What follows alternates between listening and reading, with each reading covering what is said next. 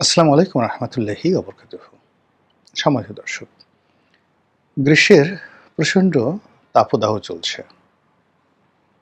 তার সঙ্গে সারা বাংলাদেশে বিদ্যুৎ সংকট। গ্রামাঞ্চলে ১২ থেকে ১৩ ঘন্টা পর্যন্ত বিদ্যুৎ থাকছে না। শহরে অবস্থা একটু ভালো, কিন্তু শহরে আবার যে ট্রান্সপোর্ট, গণপরিবহন, আজকের যে ভিডিওটি আমি করছি, আজকের দিনের শীর্ষ খবর, পত্রপত্রিকার শীর্ষ খবর, মহানগরীতে 20% গণপরিবহন তারা গাড়ি চালাতে পারছে না ডিজেলের অভাবে। গণপরিবহন নেই, আর প্রত্যেকটি পেট্রোল পাম্পে যে পেট্রোলের জন্য দুর্বিষহ অবস্থা, এটি পেট্রোলের দাম বৃদ্ধি করার পরও কমেনি। অধিকন্ত যারা গাড়ি ব্যবহার করি তাদের একটা বিরাট অংশ, এটি 20%, অর্থাৎ গণপরিবহনে যেখানে তথ্য দিয়ে বলছে যে 20%, কিন্তু ব্যক্তিগত গাড়ির যারা মালিক তারা, আমার কাছে মনে হচ্ছে তাদের যে মুভমেন্ট অ্যাটলিস্ট 50% কমিয়ে দেওয়া হয়েছে, অর্ধেক কমিয়ে দেওয়া হয়েছে। নেহায়েত প্রয়োজন না হলে কেউ গাড়ি নিয়ে বের হচ্ছেন না বা ঘর থেকে বের হচ্ছেন না। অনেকের একাধিক গাড়ি থাকা সত্ত্বেও তারা প্রয়োজন হলে উবারে যাচ্ছে, পাবলিক ট্রান্সপোর্টে যাচ্ছেন, আর অনেকে একেবারে গাড়িই বের করছেন না। ফলে প্রাইভেট গাড়ি যেগুলো আছে সেগুলোর মালিকরা অর্ধেক গাড়ি ব্যবহার করছেন বা বের হচ্ছে না। ফলে রাস্তাঘাটে বেশিরভাগ জায়গাতে ফাঁকা, আর কোথাও কোথাও দুর্বিষহ যানজট, যেখানে যেখানে পেট্রোল পাম্প রয়েছে তার আশেপাশকে কেন্দ্র করে যানজট। তো এরকম যখন প্রকৃতি, পরিবেশ এবং রাজনীতি অনেকটা যুদ্ধ নির্ভর হয়ে পড়েছে, ফুয়েল মানে জ্বালানি নির্ভর হয়ে পড়েছে, এবং এই জ্বালানি সংক্রান্ত সমস্যার কারণে আমাদের বাজার নিয়ন্ত্রিত হচ্ছে। বাজারে পণ্য সামগ্রীর সেই যে মূল্য হু হু করে বাড়ছে, রাজনীতির অনিশ্চয়তা দেখা দিয়েছে, এবং আমাদের সঙ্গে যে আন্তর্জাতিক কূটনীতি, অর্থনৈতিক কূটনীতি, IMF-এর সঙ্গে, বিশ্বব্যাংকের সঙ্গে, জাইকার সঙ্গে, অন্যান্য বিদেশি ব্যাংকগুলোর সঙ্গে, সেটি বাধাগ্রস্ত হচ্ছে এবং আমাদের এই দুর্বলতা তারা সুযোগ নিচ্ছে। আমাদের সঙ্গে যে ডিপ্লোম্যাটিক রিলেশন রয়েছে অন্যান্য রাষ্ট্রগুলোর, সেখানে আমরা কোনো কুল কিনারা পাচ্ছি না, না ভারতের সাথে, না পাকিস্তানের সাথে, না চীনের সঙ্গে, কিংবা না আমেরিকার সঙ্গে। আমাদের মোল্লারদের মসজিদ পর্যন্ত আমরা একজন রাষ্ট্রদূতের সঙ্গে দেখা করে, বা রাষ্ট্রদূত আমাদের সঙ্গে দেখা করেছে, এটার মধ্যেই আমাদের যে কুয়াতুল বাঙালি, কুয়াতুল বাঙাল, বাঙালির যে শক্তিমত্তা, আমরা এটা প্রদর্শন করতে চাচ্ছি। আর জনগণের মধ্যে বিভ্রান্তি সৃষ্টি করার জন্য নানা রকম যাকে বলে ভাওতাবাজি আমরা করছি, রাজনীতিবিদরা বেশি করছি। এই যখন অবস্থা, তখন হঠাৎ করে রাজপথ উত্তপ্ত হয়ে গেল। চট্টগ্রামে জামাতের যে ছাত্র সংগঠন শিবিরের সঙ্গে ছাত্র দলের যে মারামারি, চট্টগ্রাম সিটি কলেজে, সেই মারামারিটা শুরু হলো। ছাত্রদল তারা শিবিরকে গুপ্ত বলে গালি দিয়েছে। গুপ্ত, তোরা একটা গোপন সংগঠন। তো আসলে আমাদের দেশে গুপ্ত সংগঠনটা এটা একটা সময় মর্যাদার ছিল। যারা আন্ডারওয়ার্ল্ডের থেকে রাজনীতি করতেন, যেমন নকশাল রাজনীতি করতেন, বামধারার অনেকগুলো সংগঠন ছিল যাদের বিরুদ্ধে হুলিয়া জারি করা হতো, এবং যার বিরুদ্ধে যত হুলিয়া ছিল তাকে তত মর্যাদাবান, সম্মানিত রাজনীতিবিদ মনে করা হতো। যেমন মাস্টারদা সূর্য সেন, তার বিরুদ্ধে হুলিয়া ছিল। পশ্চিমবঙ্গের কিংবদন্তি রাজনীতিবিদ জ্যোতি বসু, তার বিরুদ্ধে হুলিয়া ছিল। এমনকি বঙ্গবন্ধুর বিরুদ্ধেও হুলিয়া জারি করা হয়েছিল। তো এই যে আমি আবার তথ্যটা, বঙ্গবন্ধুর বিরুদ্ধে হুলিয়া ছিল কি না আমাকে একটু চেক করে বলতে হবে, আমি বলে ফেলেছি, যেন এটা নিয়ে আবার ট্রল না হয়। কিন্তু বাকি যে দুজনের কথা বললাম, এটা ইতিহাস প্রমাণিত, তাদের বিরুদ্ধে হুলিয়া ছিল, অর্থাৎ জ্যোতি বসু এবং মাস্টারদা সূর্য সেন।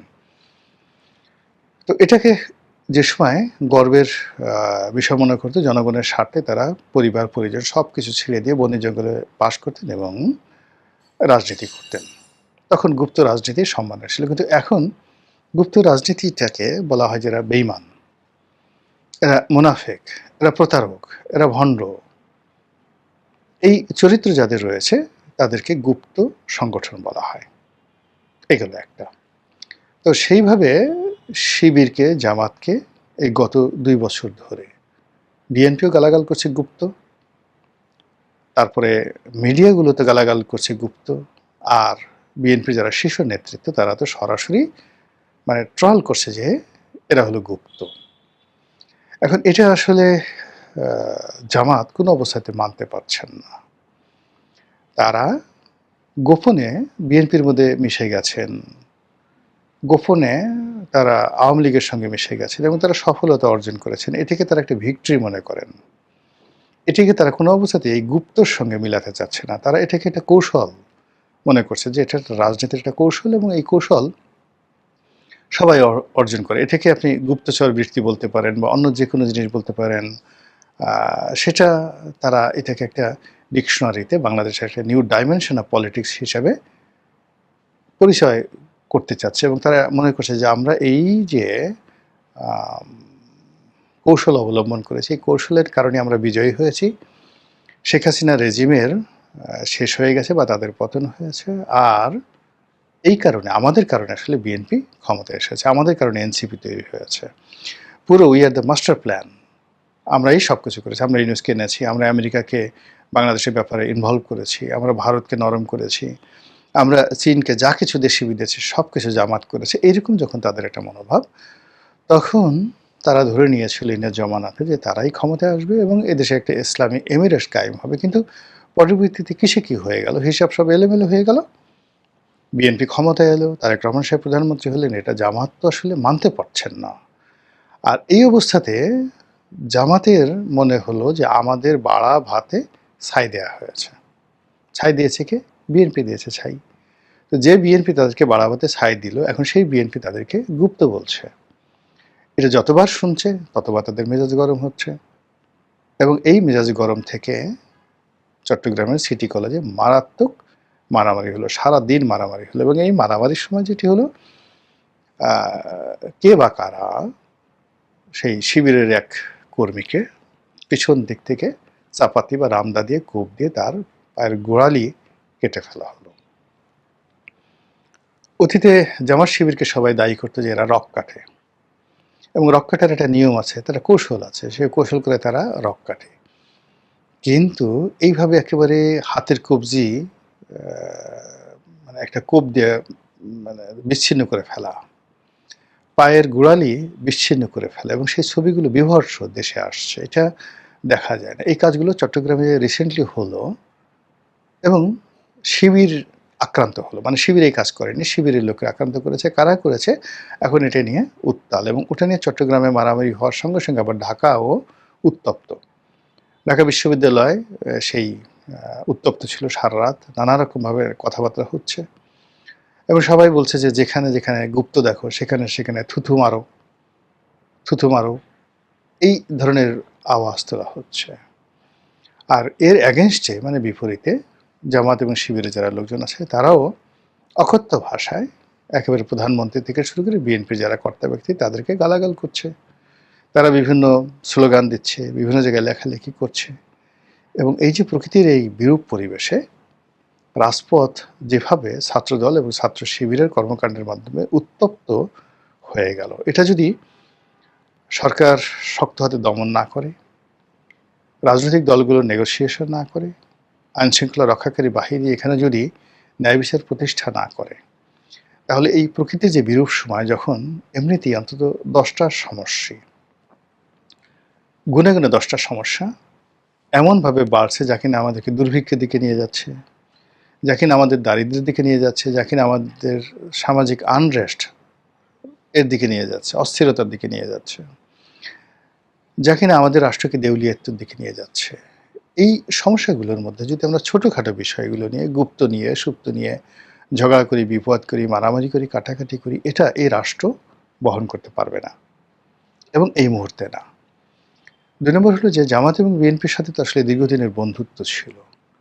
এখনো পর্যন্ত কিন্তু জনগণ বিশ্বাস করছে না যে এদের মধ্যে আসলে কোনো শত্রুতা আছে। তারা মনে করছে যে এদের মধ্যে একটা গোপনের সমঝোতা হয়েছে, একটা সমঝোতার ইলেকশন হয়েছে, সমঝোতার রাষ্ট্র হয়েছে, সমঝোতার সরকার হয়েছে, সমঝোতার পার্লামেন্ট হয়েছে, সমঝোতার বিরোধী দল হয়েছে, সমঝোতার সরকারি দল হয়েছে।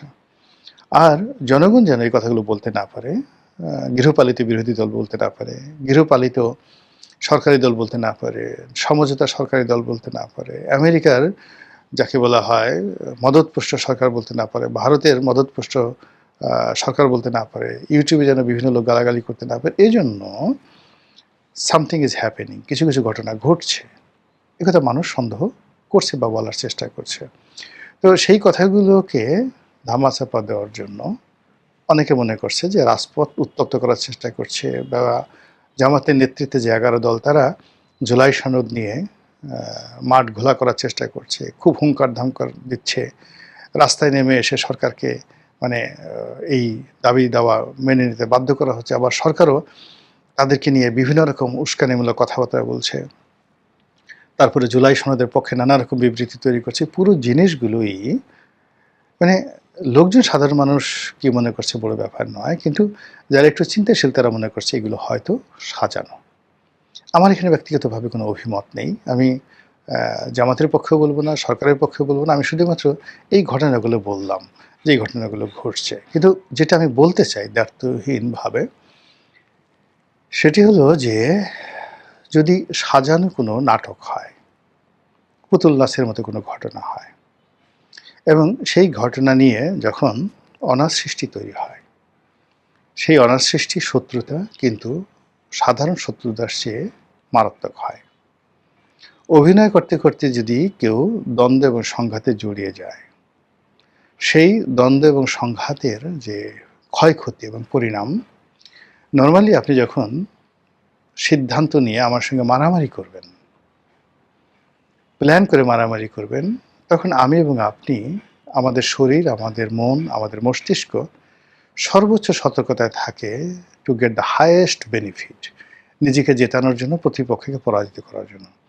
কিন্তু আমরা ভাবিকে দেখানোর জন্য, ভাসুরকে দেখানোর জন্য, ভাতারকে দেখানোর জন্য, নাংকে দেখানোর জন্য, দর্শকদেরকে দেখানোর জন্য কখনো যখন অভিনয় করে বন্ধুর সঙ্গে আমরা শত্রুতা করার চেষ্টা করি, এবং সেই শত্রুতা করতে করতে করতে গিয়ে যখন ব্যাপারটা সিরিয়াস হয়ে যায়, তখন কিন্তু কোনো কিছু নিয়ন্ত্রণের মধ্যে থাকে না। এবং ওখানে যারা এই ঢং দেখায়, ভং দেখায়, তারা পরস্পরের এত বড় ক্ষতির কারণ হয়ে যায়, একে অপরদের দ্বারা এতটা ক্ষতিগ্রস্ত হয়, অপমানিত হয়, লাঞ্ছিত হয়, অনেক সময় জীবন নিয়ে টানাটানি লেগে যায়, অনেক সময় মারা যায়।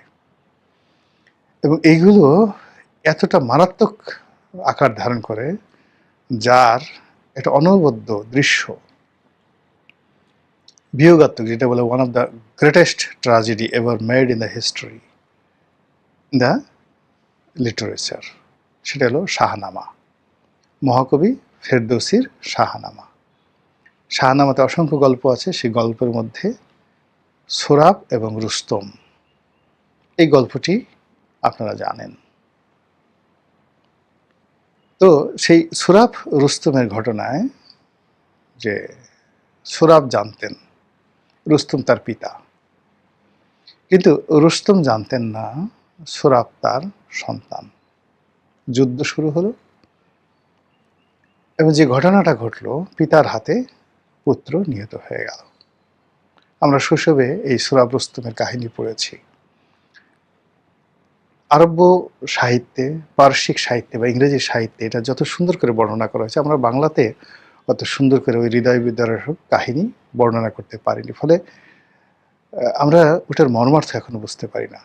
তো এরকম যখন রাজনীতিতে অভিনয় হয়, খেলাধুলা হয়, সাজানো নাটক হয়, সেই ক্ষেত্রে এরকম সোরাব এবং রুস্তমের মতো ঘটনা ঘটে, এবং সেখানে পিতার হাতে পুত্র মারা যায়, পুত্রের হাতে পিতা মারা যায়। একই ঘটনা, ঠিক এরকম সোরাব রুস্তমের মতো এরকম ঘটনা মহাভারতে ঘটেছিল, দুই ভাইয়ের সঙ্গে, একই মায়ের পেটের দুই ভাই। একজনের নাম অর্জুন, আরেকজনের নাম কর্ণ।